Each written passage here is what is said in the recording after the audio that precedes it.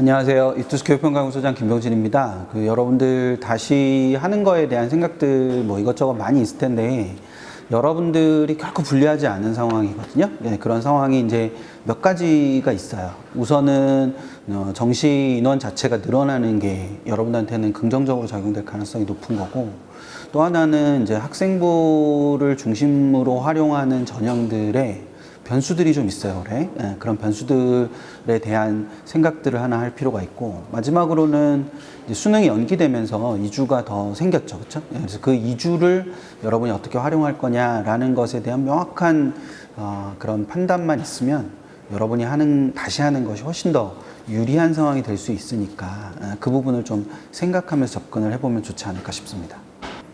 우선 늘어나는 정시선발 인원이 여러분들에게 유리한 조건으로 작용할 가능성이 높습니다.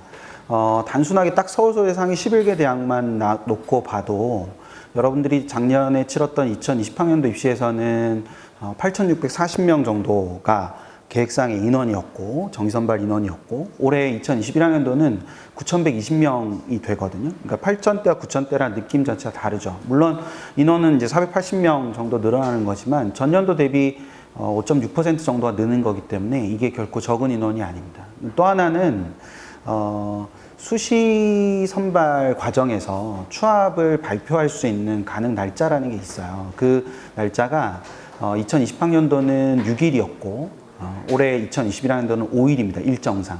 그러면 결과적으로는 추합이 한 번 정도 덜 난다는 거거든요. 그러면 그 한 번 정도 덜 나는 것 때문에 생기는 인원의 격차가 정시로 다 넘어올 가능성이 있다는 거죠. 그러면 여러분들이 이제 실제로 정시 지원을 할 때는 더 많은 인원이 늘어난 그런 상태가 된다라는 걸 하나 알 수 있고, 또 하나 이제 여러분 생각해야 되는 건 고3들의 이제 수능적 완성도가 약간 결함이 있을 수 있다. 그거는 수업 결손이나 이런 부분에 의해서 나타나는 거여서 상대평가 체계로 이루어지고 있는 지금 현재의 수능 체계에서 같이 경쟁하는 고3들이 학습적으로 완성도가 좀 떨어질 수 있다는 건 여러분에게 상대적으로 좀 유리한 부분이라고 볼 수 있는 거겠죠. 그러니까 그 부분을 중심으로 여러분들이 그걸 유리함으로 바꿔야 되는 지혜가 필요합니다. 그걸 위해서는 개정교육과정에 따르는 이해도 굉장히 중요하고, 무엇보다도 여러분들이 수능을 경험했기 때문에 그 경험을 적극적으로 활용하는 것이 무엇보다도 중요해요. 네, 그러려면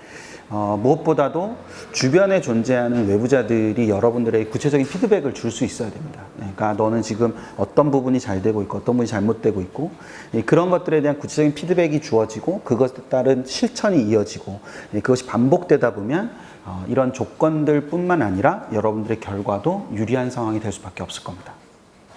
자, 두 번째로 학생부 중심 전형의 변수들이 존재하거든요. 학생부 중심 전형의 변수는 우선은 이제 지금 블라인드 평가를 하려고 하는 움직임이 있어요. 블라인드 평가는 결과적으로 출신 학교나 이런 부분들을 가리는 부분이기 때문에 이게 갖고 있는 입시적인 의미는 여러분들의 학생부가 재평가될 가능성이 있다는 거예요. 그러니까 그 이전에 작년, 재작년을 통해서 평가하던 방식과는 좀 다른 방식으로 평가가 진행될 거기 때문에 여러분들의 학생부가 기존에 보던 어떤 관점과 좀 다른 관점으로 접근을 하게 되면 새로운 경쟁력이 생길 수 있다는 거죠.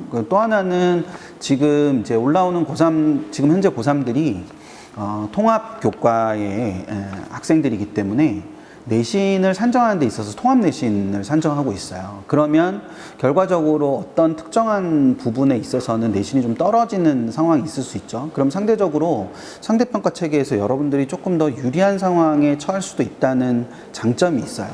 그리고 마지막으로 하나는 원격 수업 시대를 지금 현재 진행하고 있는데, 그 원격 수업이라는 것 자체가 교사나 여타의 학교에서 학생들을 관찰하기가 조금 어려운 상황이죠. 그러면 학생부에 기재되는 상황 자체가 예전처럼 그렇게 풍부하지 못한 상황이 될 수 있다는 그런 한계를 가질 수밖에 없거든요. 이런 것들을 여러분이 입시적으로 잘 이용할 수 있어야 되는데, 그렇게 이용을 하는 부분에서 여러분들이 생각해야 되는 건 학생부를 새로운 관점에서 또는 객관적인 외부자의 시선에서 잘 볼 수 있느냐 없느냐라는 것이 첫 번째 아주 중요한 포인트라서, 그 포인트에서 여러분들이 조금 더 학원의 도움을 받는 게 첫 번째 필요하고, 두 번째는 수능 최저를 가지고 있는 전형들을 조금 더 적극적으로 활용하는 게 여러분들의 수시적인 선택에 있어서 굉장히 중요한 역할을 할 것이다. 그런 부분들을 잘 누군가가 옆에서 도와줄 수 있는 것들이 굉장히 중요하거든요. 더 나아가서는 졸업연도 제한이 좀 폐지가 되고 있는 학교장 추천 전형도 여러분들이 좀 적극적으로 잘 활용해야 되는데, 그런 것들을 다 하기 위해서는 객관적인 외부자의 도움이 굉장히 중요합니다. 그리고 그 외부자가 일정한 시스템을 가지고 있는 상황에서 진행되는 것이 중요한데, 그렇게 되려다 보면 그런 수시적인 시스템을 충분히 갖고 있느냐 갖고 있지 않느냐가 여러분들 입시에서 굉장히 중요한 역할을 하게 될 가능성이 높습니다. 이투스 교육 내에 있는 학원들은 그런 시스템들을 잘 갖추고 있기 때문에 여러분들이 도전을 하겠다라는 의지만 있으면 충분히 그걸 뒷받침해 줄 수 있을 거라고 생각합니다.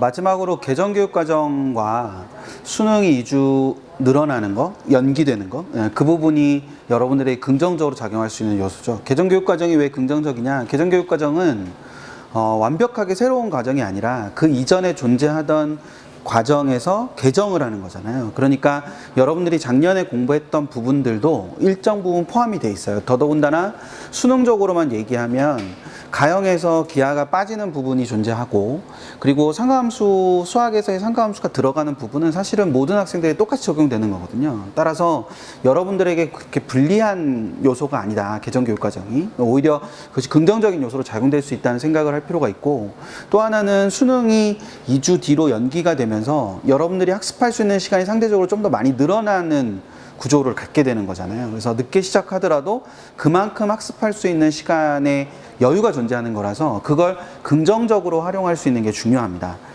그래서 개정교육과정만 가지고 생각을 하면 여러분들이 지금 빨리 해결해야 되는 건 익숙한 부분과 익숙하지 않은 부분을 나누는 거고, 익숙한 부분의 완성도를 높여서 그걸 통해서 시간을 확보해서 익숙하지 않은 부분의 완성도를 높이는 그런 계획이 필요하고요.